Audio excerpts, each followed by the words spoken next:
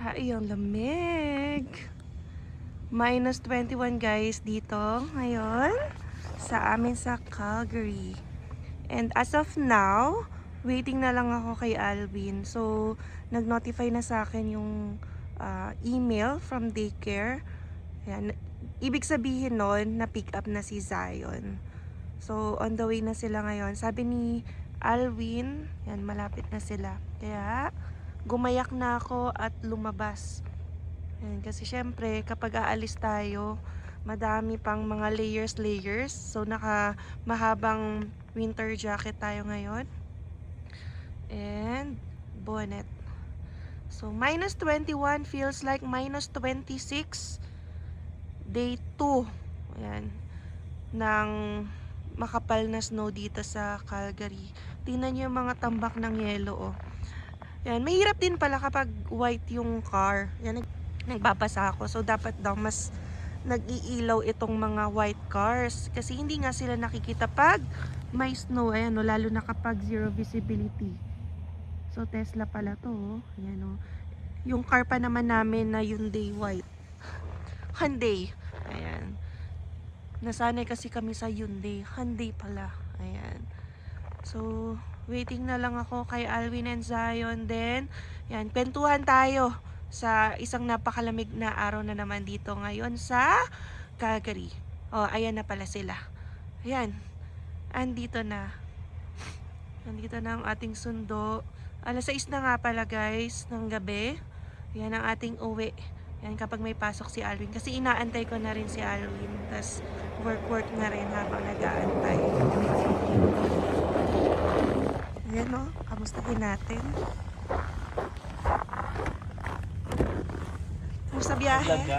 Ha? Oo. Ah, okay.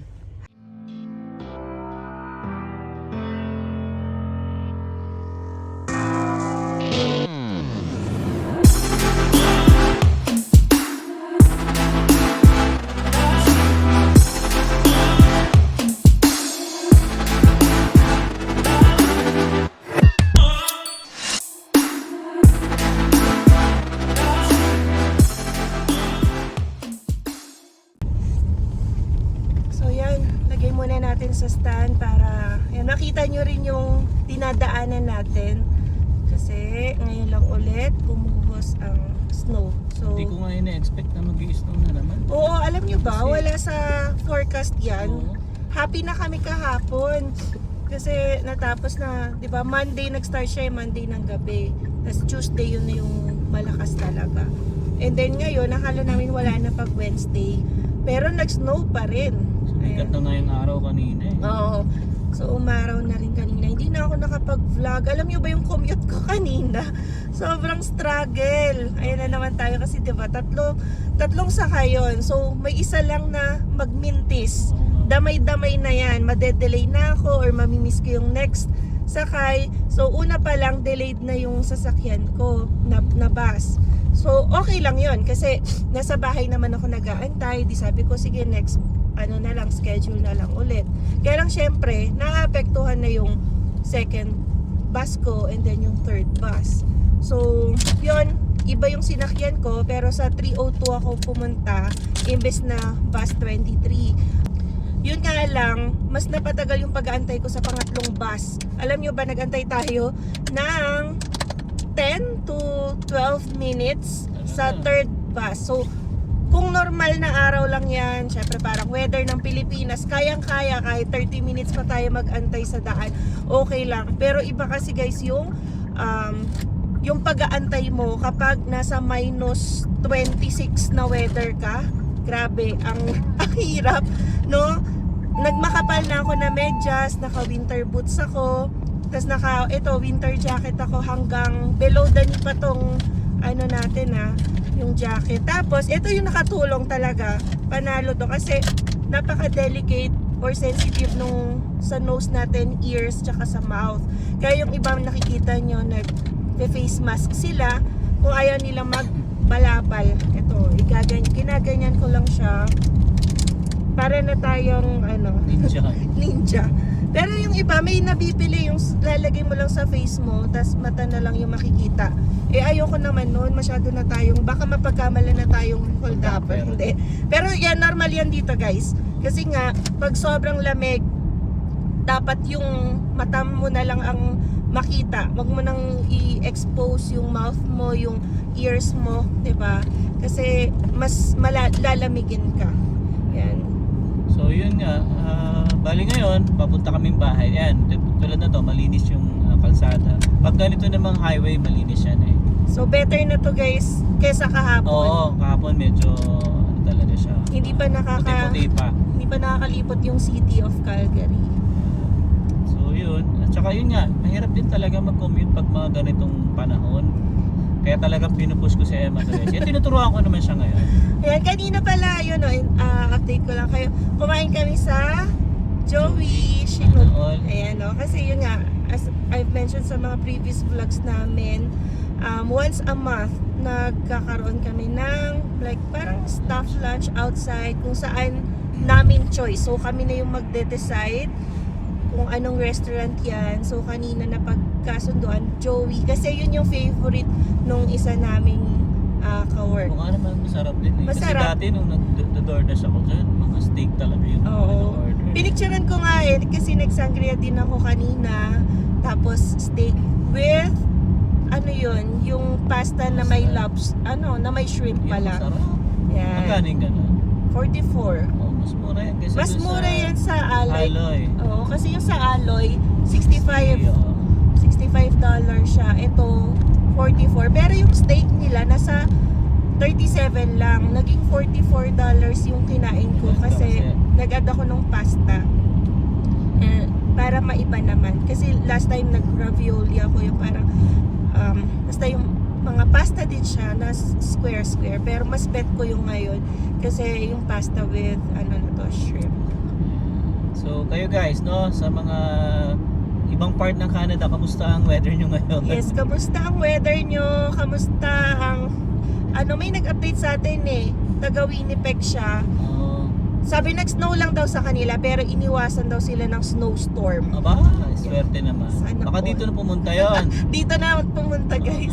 Grabe kasi hindi expected, no? Pero alam niyo yun, ini-enjoy din namin yung ganitong season kasi one of a kind experience din. Oo. Tapos part of life talaga. Ano lang? Normal to sa Calgary. Yeah, nakakatakot lang pag yung ganito nagda-drive kasi Oo, madulas ingat lang talaga. talaga. Pero ako, syempre, sa bagay, hindi mo naman masabi kasi ang aksidente kahit anong ingat mo talagang Mm-mm. pag inabot ka ng malas. Pero di ba, hanggat maaari, ingat pa rin tayo kasi tulad na to, ang takbo dito 80 dapat pero Nasa feeling ko 69. mga nasa 70 lang kami. Oh. Oo. Wala Yeah. naman nagmamabilis din ng takbo. Yung sa harap mo, nakikita na pula-pula na yan. So, Stoplight din eh. stop na sila. Yeah, kasi yung iba naman, nakakaintindi naman. Kasi pag mga ganitong panahon, syempre nakakatakot. Yung iba talaga nag-slow down. Gaya nung pasok namin kanina ni Zion, Oo. sobrang bagal lang din talaga nung takbo dito sa 52nd. Yan, Feel ko mas hindi pa cleared yung daan nun. No? Oo, hindi pa talaga. Mas maano pa, Mas maputi. maputi pa talaga siya. Yan. Buti nga ito at paano nakikita nyo na medyo malinis. Yung gitna lang ang hindi. Yan. No? Yan. So, ganyan ang ating buhay. Canada. Yeah. So, ma-share ko na lang, hindi ko na i-disclose yung name. Nagkaroon ako ng client.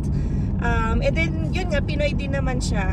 Tapos, sabi niya, nanonood daw ng vlog yung nanay niya. Oh. Yung nanonood ng vlogs natin. Thank you. So, yun nga sabi ko, uy, nakakatuwa naman. Kasi kahit yung nanay nasa Philippines, kami yung pinapanood. Kasi, yung anak niya nandito rin. So, parang somehow ba, nakaka-update siya sa kondisyon ng anak niya through our vlogs. And we appreciate it, you know. And grateful din kami kasi nakakatulong din pala kami somehow, nakakatanggal ng miss sa mga anak or bawas ng pagka-miss kasi nakikita niya yung kondisyon, 'di ba? Feel ko rin naman kung kunwari nandoon yung kapatid ko, nandoon yung mami ko sa ibang bansa, curious ako kamusta ba yung nangyayari sa lugar na yon kasi kung hindi naman pala update yung nanay mo, yung anak mo, 'di ba? Parang gusto mo nakikita yung ano ba yung mga sitwasyon ng mga kasamahan niya diyan. well, yun, maraming salamat po sa mga Ayan. nanonood ng mga vlog namin ni Emma. And we are grateful din kasi with your support, yan, natutuloy-tuloy natin ang ating Yeah. daily vlogs na napakahirap din Sobra i-maintain. guys, ang hirap mag-daily vlog talaga. Oo. Pero yan, yung mga Pero- ganitong event, at least na-share natin Yeah. kasi hindi to daily na Mm. nangyayari sa Canada. Feel ko 1 week or 2 weeks, yan, magiging better na ulit yung weather. Hopefully. Sa amin naman yung vlog namin talaga is pinapakita lang namin kung ano yung buhay dito sa Canada. Yes. No?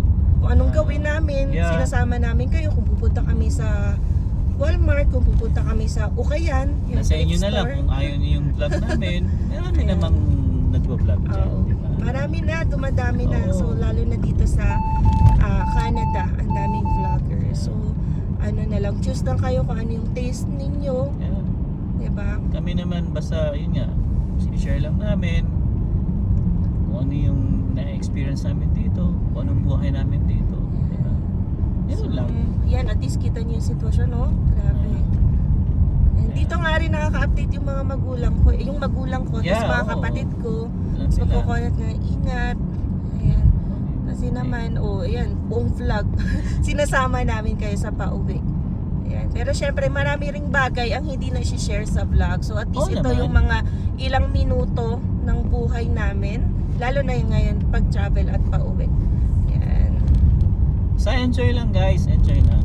Enjoy, Enjoy enjoy. lang tayo. Enjoyin natin to. Although wala kaming natatry pang winter activities, no, hindi Oo kami nga eh. ganon ka mag-e-explore. Kasi hindi ako mahilig sa lamig. Yan, yung iba, ang daming activities, pupunta ng mga malalayo, ano ba yan, yung mga skating, yung mga skiing, tapos tobogganing, yung mga ganyan, no? Yan, Eh, malay hopefully. mo, next week, pasyal tayo kasi maganda ng weather next week. Oo, kasi last time na dapat Dapat magka-canmore talaga tayo. magka-canmore kami. Pero kasi nga, gano'n naman kung winter, di winter activity ang itry mo. Yeah. Wag mo iwasan. Yun. So, basta hopefully din makabalik kami ng Banff. Kasi, Oo nga, yun ang nung ang tagal na rin namin hindi bumalik last year ng Banff. pa. Last year pa yun. Sinong summer pa ata tayo nakapunta nun. Ayan, yun Hindi yung na mga nasundan. nami-miss natin. Ayaw lang namin trumapel last time dahil sa nakikiramdam pa sa dulas ng daan. Yeah. Yeah. So yun guys, no, ayan, medyo okay naman yung daan dito sa 52nd. Dito ko na pinili dumaan kaysa sa Deerfoot kasi medyo highway, mabilis ang takbo dun eh. At least dito chill lang tayo, 56 nga lang takbo ko. Ayan. Normally 70 ang ano dito. Pero yung unahan ko naman mabagal din siya. So sunod lang ako sa kanya. Siguro bukas, try ko, ako na yung mag-try. Oo, oo. Yan kasi, yung mga nakaraang araw, ako na talaga yung nagda-drive pa uwi. Every time Pero, umuwi kami. nung nag-snowstorm, sabi ko, ikaw muna. Ayoko mag-drive kasi, syempre, kailangan ng skill yon, lalo na sa pagpepreno, nag-iiba yan. Yeah. Tapos, dapat naka-snow terrain tayo. Yeah, sinet Tama. ko siya sa snow. Yan. Para Yung condition traction ng niya sasakyan. hindi siya ganun kabigla. Mm-mm. Smooth lang yung takbo niya. So, may mga sasakyan na ganun eh. Yeah. Oo, Halos isiset yung mo parang lang. mga bago naman, mga meron na rin eh. Mm-mm. Yan yung kagandahan din. Yeah.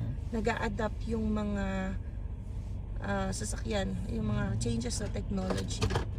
Yeah. Tsaka yun nga, pag sinet ko siya sa snow, pag umapak ako sa gas, hindi siya ganun ka bigla na aandar. Parang smooth lang yung takbo niya. So bukas na naman guys, another weather na ganito. Minus 20 plus na naman tayo. Yan. Kanina- Thursday pa lang, Diyos ko, sabi ko sana Friday na para Oo. tama na yung commute na malamig. Pero Kanina, nung pasok namin ni Zion, grabe talaga yun. bakit? Minus feels like minus Oh. 33 kanina eh. Oh, feels like minus 33. Tama kasi mga 10 nag-check din lang ako. Feels like minus 30. Oh. Guys, no? Naranasan nyo na bang mamuhay sa minus 33 na weather?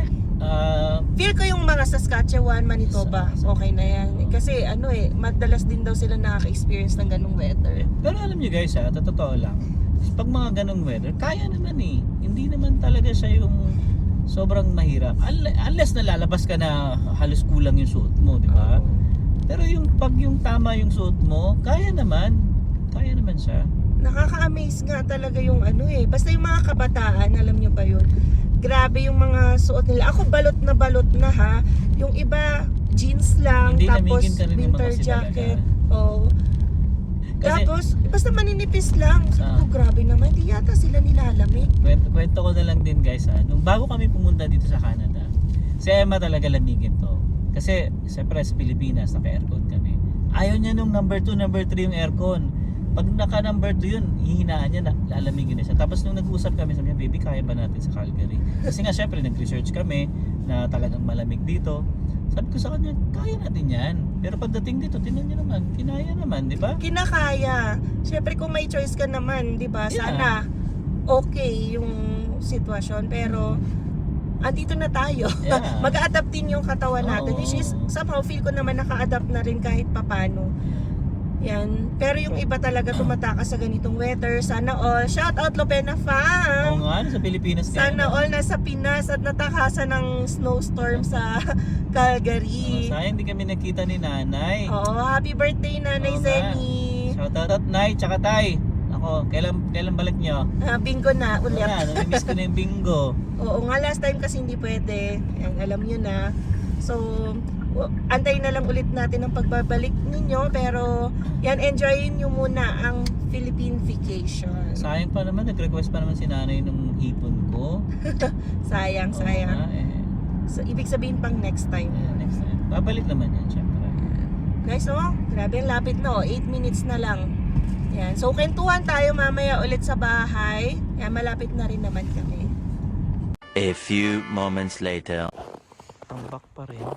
Yung kapitbahay ko nga, hindi niya na naipasok yung sasakyan niya. Hindi ko alam bakit. Hindi ng yelo, oh. Ayan na natin yung bag.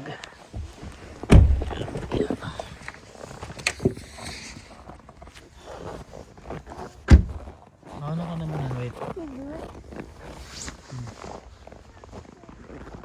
Ay, nako po. Buhay Canada. Ito, nilinis ko lang tong side na to eh. Para makadaan si Emma at si Zion. Yan. So ito, taas din. Pero ito okay naman na to, clear na to. Madali na kami dumaan dito. Tsaka kanina hindi naman ako nagka-problema. Yan. Okay, dapat na tayo. Malamig.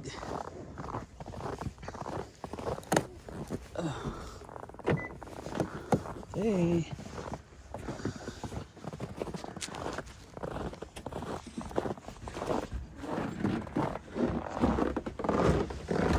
Hindi pa nga nalilinis to.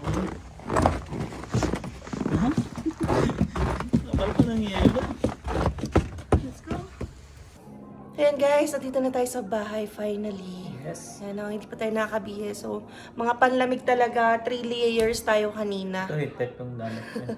So, yun lang muna guys ang ating vlog for today, no? Isang malamig na araw na naman mula dito sa Calgary. Alright guys, so we'll see you again on the next one. Peace.